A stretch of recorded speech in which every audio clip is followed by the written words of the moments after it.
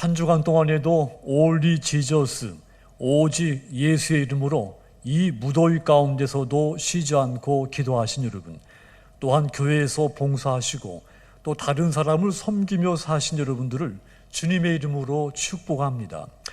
지난 한 주간 동안에는 기다리고 소망하고 확신에 넘치는 믿음으로 사셨다면 이번 주에는 에녹같이 평범하지만 위대한 신앙, 가정에 충실하고 처음부터 마지막까지 한결같은 믿음으로 사시도록 주님의 이름으로 축원합니다. 자, 이 성경에 에녹에 대한 기록이 너무도 짧게 소개가 됐습니다. 에녹의 그 위대한 신앙과 모범된 삶에 비하면 에녹에 대한 기록이 턱없이 빈약한 겁니다. 에녹에 대한 소개가 오늘 본문 기록대로 단 5줄밖에 되지 않습니다.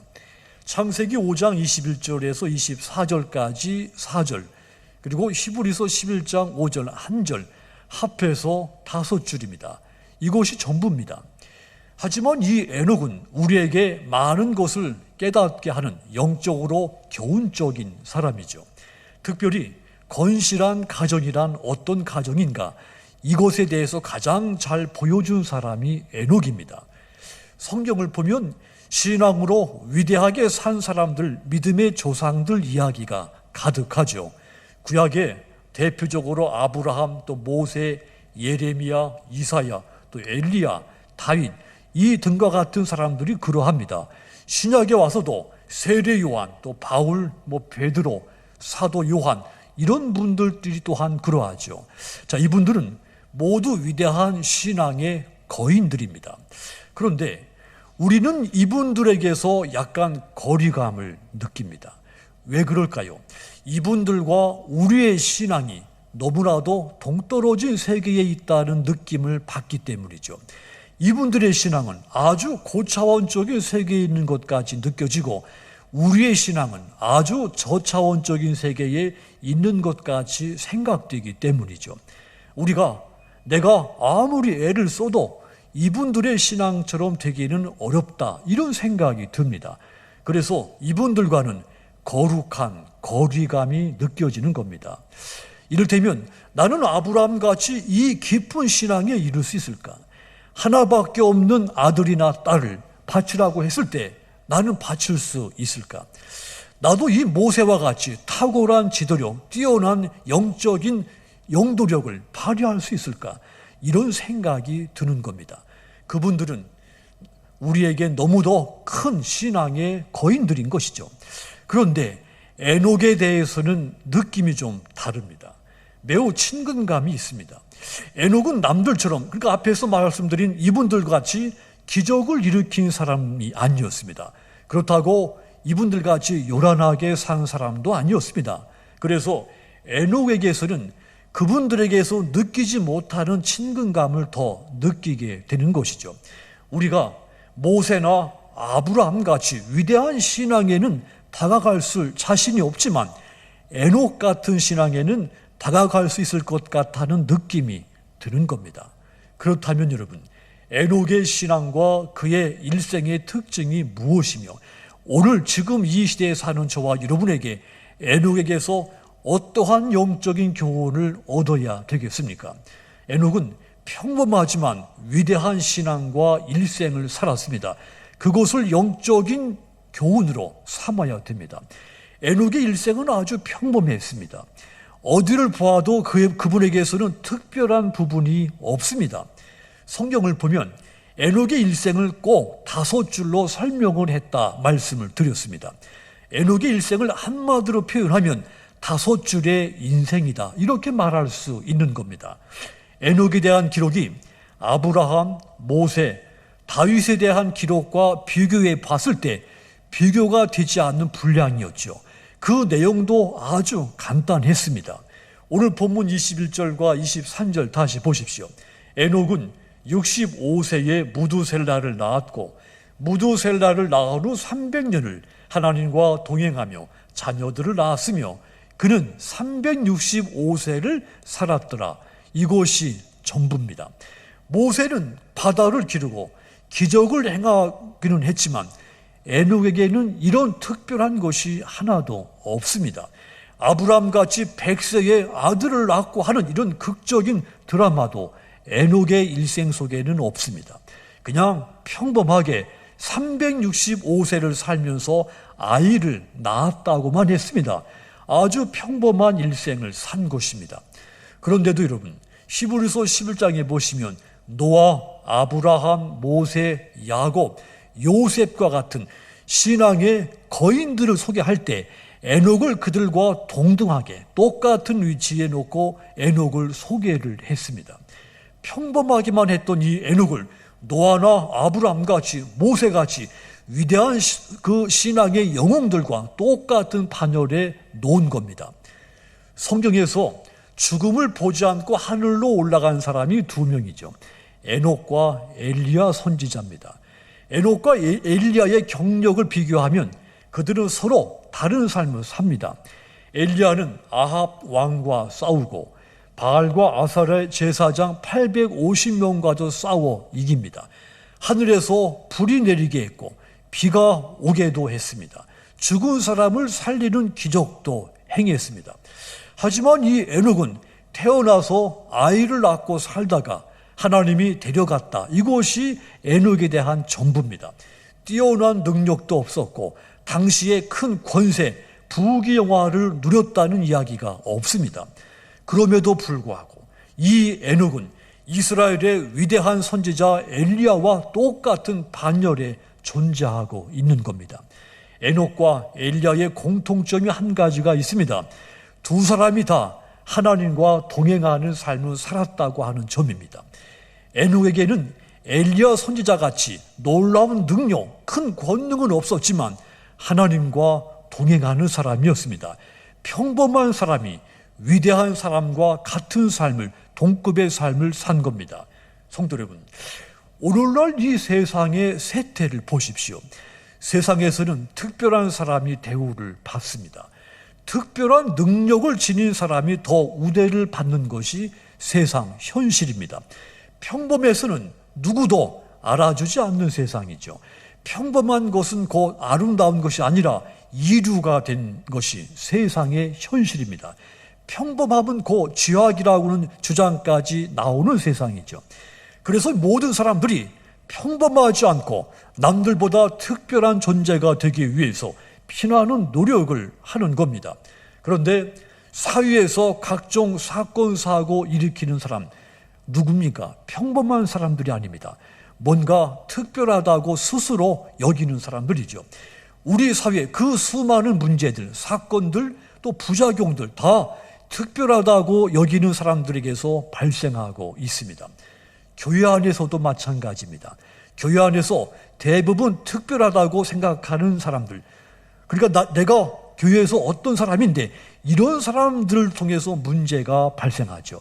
다른 사람들처럼 평범하지 않고 자신은 특별하다고 생각하는 그런 성도들 때문에 이런저런 문제들, 혼란들이 발생합니다.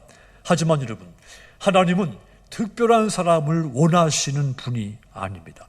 오히려 반대로 너무 평범해서 보이지 않는 사람, 하지만 그 사람 때문에 다른 사람들이 평안하고 즐겁고 믿음의 위로를 받는 사람, 그런 사람을 하나님이 원하십니다.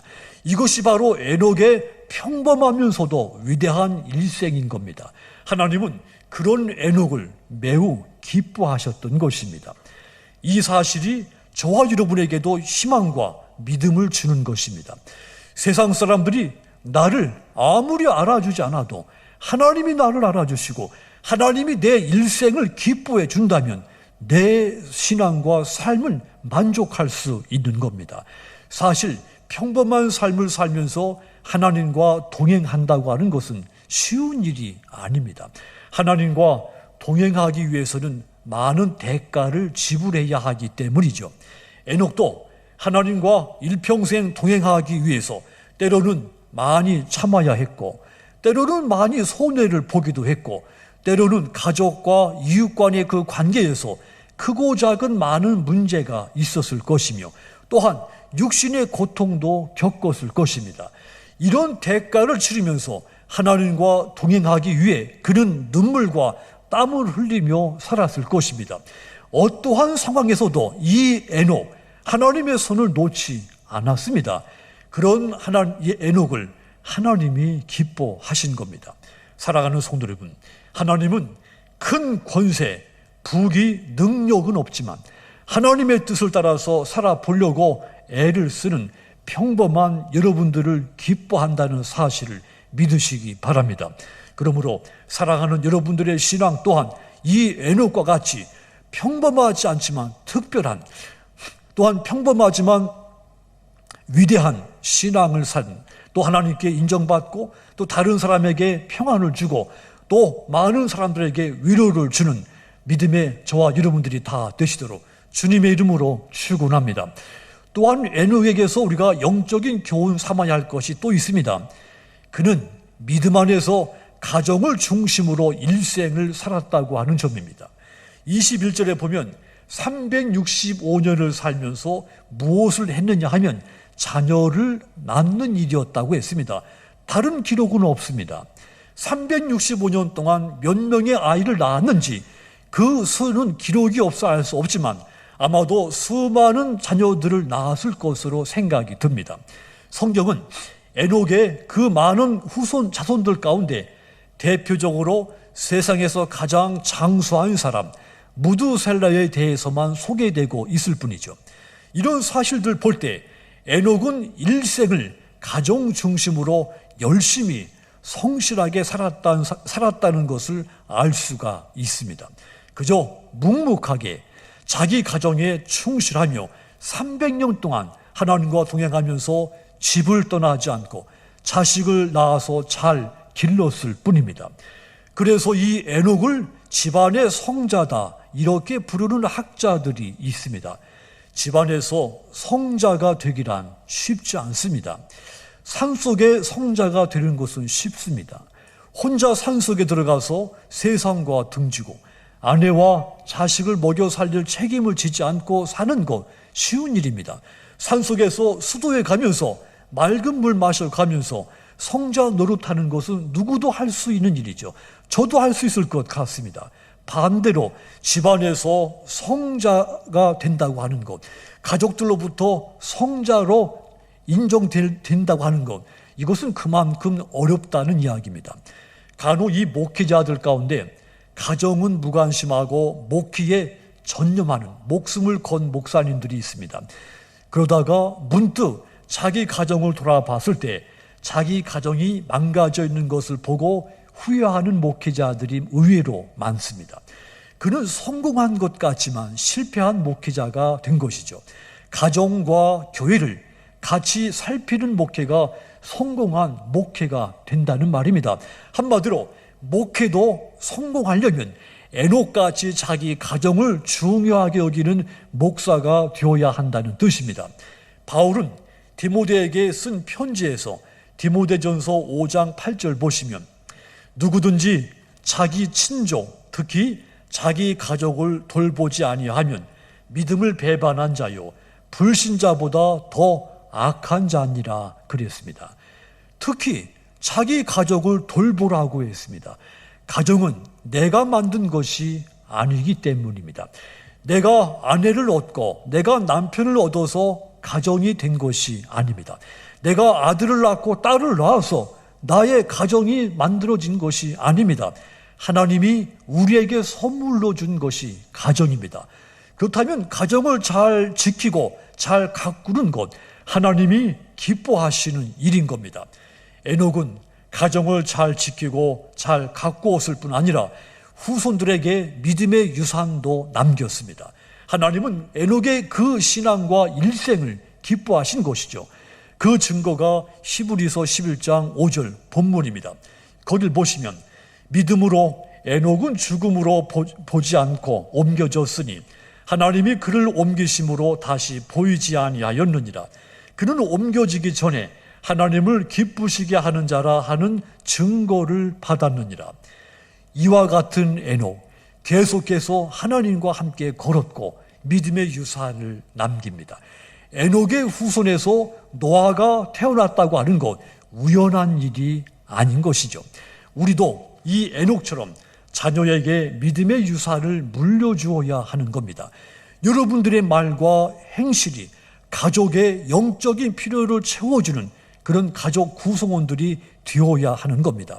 가족을 경제적으로 부양하는 것도 중요하지만 영적으로 돌보는 것은 훨씬 더 중요한 일입니다.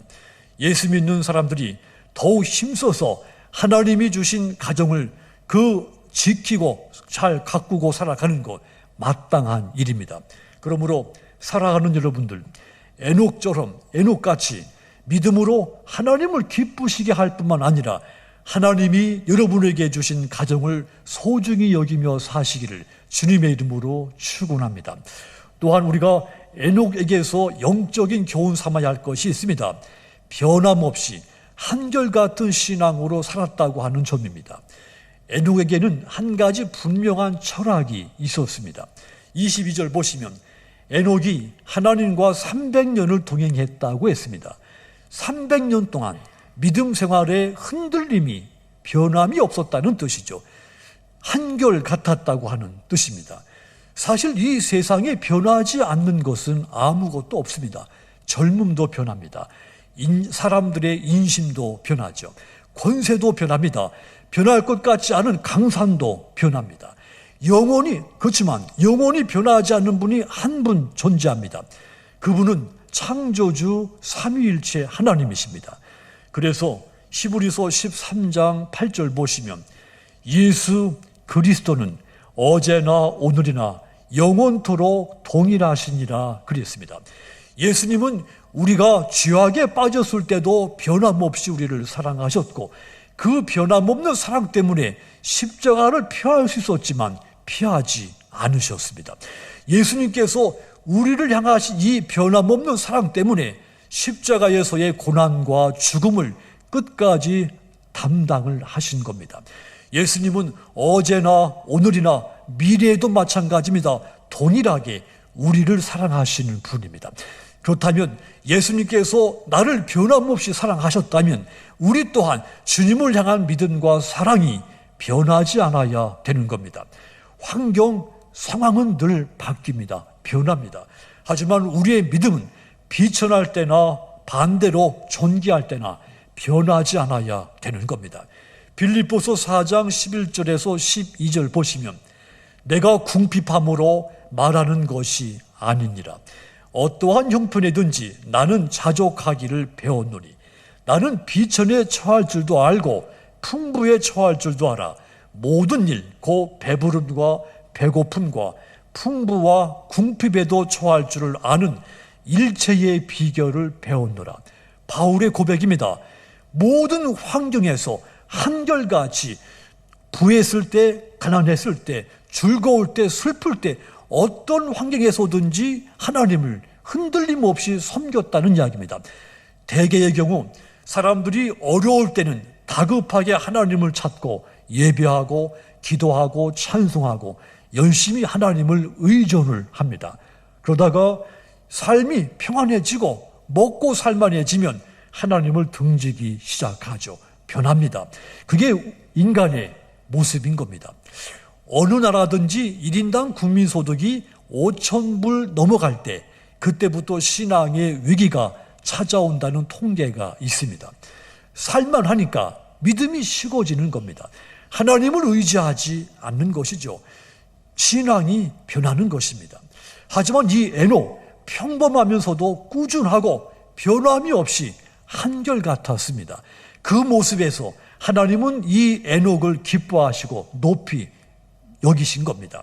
우리가 열심히 신앙생활을 하고 있지만 처음부터 지금 이 순간까지 변함없이 한결같이 신앙을 지키고 또 이 믿음 생활을 한다는 것이 얼마나 어려운 것인가를 잘 압니다.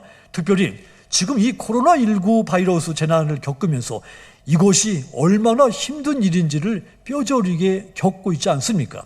신앙생활 하다 보면 대부분 크고 작은 굴곡이 있게 마련이죠. 우리가 80평생을 살아갈 동안 그동안 얼마나 많은 변덕들이 있습니까? 일평생을 꾸준하게 한결같이 살아가는 사람은 많지 않습니다. 우리가 80을 산다고 했을 때 잠자는 시간, 일하는 시간, 공부하는 시간, 놀이하는 시간, 또 사람을 만나고 또 교제하는 시간, 또 문자 보내고 카톡 보내는 시간, 요즘같이 유튜브 시청하는 시간, 거기에다가 철 없던 어린 시절을 빼고 나면 정말로 사람답게 사는 시간은 불과 몇 년 되지 않습니다. 그럼에도 불구하고 그 짧은 인생의 시간에도 얼마나 많은 굴곡이 있습니까? 그런데 여기 이 에녹 300년, 10대가 넘는 그 긴 세월 동안 한결같았다 그랬습니다. 하나님이 그를 좋아하시지 않을 수가 없는 것입니다. 하나님께서 에녹을 너무나 좋아하신 나머지 죽음을 맛보지 않고 그를 데려가신 겁니다. 300년 동안을 한결같았다면 이것이 어디 보통 사람의 일이겠습니까? 당대의 의인이었던 이 노아, 홍수 사건 이후에는 술에 만취해서 아들을 저주하여 불행하게 만드는 실수를 범하기도 했습니다. 모세도 위대한 이 지도자였지만 혈기를 다스리지 못해서 큰 실수를 범하고 약속의 땅, 그 꿈의 땅 가나안에 들어가지 못하고 그 앞에서 죽고 말았습니다. 다윗도 모든 사람들이 흠모하는 사람이지만 죄를 짓고 하나님 앞에 책망을 받고 이후 평생을 눈물로 산 사람이 됩니다. 하지만 이 에녹은 그런 티와 흠결이 없었습니다. 한결같았습니다. 처음의 신앙이 마지막 들림 바르는 그 순간까지 그의 신앙이 한결같았다고 하는 이야기입니다. 우리의 신앙이 처음부터 끝까지 한결같기를 바랍니다. 은혜가 충만했다가도 어느 순간 은혜가 하나도 없는 것 같이 산다면 이것은 참으로 하나님 앞에서 불행한 일이 되는 것입니다. 그러므로 사랑하는 여러분들, 여러분들의 신앙이 에녹과 같이 처음의 신앙과 마지막의 신앙이 한결같기를 주님의 이름으로 부탁을 드립니다. 그 위대한 신앙이 여러분의 자손들에게까지도 물려지게 되기를 주님의 이름으로 축원합니다. 사랑하는 성도 여러분, 하나님께서 우리를 천국으로 부르시는 날, 언젠가는 그날이 오게 될 것입니다.